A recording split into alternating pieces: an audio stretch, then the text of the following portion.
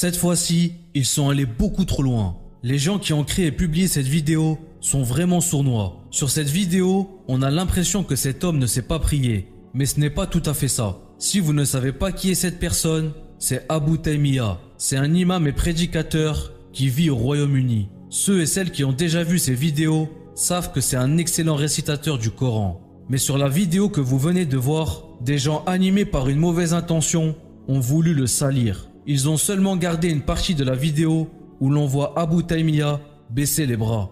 On a l'impression qu'il est un peu fatigué, ce qui est tout à fait normal puisqu'il s'agissait de la prière de Tarawih.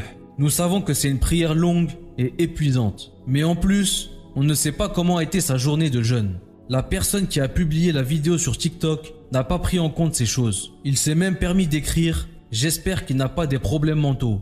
N'importe quoi. Nous sommes des musulmans. Ce genre de comportement ne nous honore pas. On ne se moque pas des gens quand ils prient. Si vous remarquez que la personne prie mal, attendez qu'il finisse. Ensuite, appelez-le dans un coin et dites-lui comment il doit faire la prochaine fois. Si vous voulez lui faire la remarque publiquement, trouvez un moyen de ne pas le rabaisser. Allah subhanahu wa ta'ala a dit dans le Coran « Ô vous qui avez cru, qu'un groupe ne se raille pas d'un autre groupe. Ceux-ci sont peut-être meilleurs qu'eux.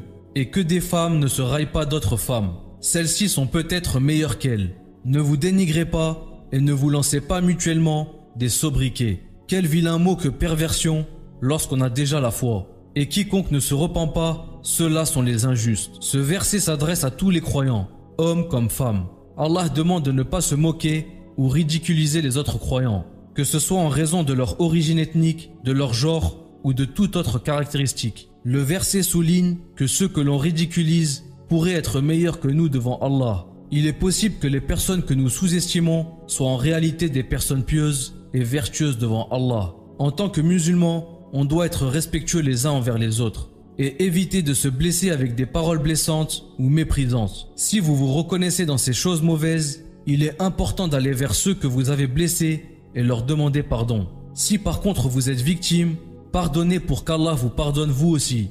Et Allah reste toujours le plus savant. Que la paix soit sur vous et vos familles. Wassalamu alaikum.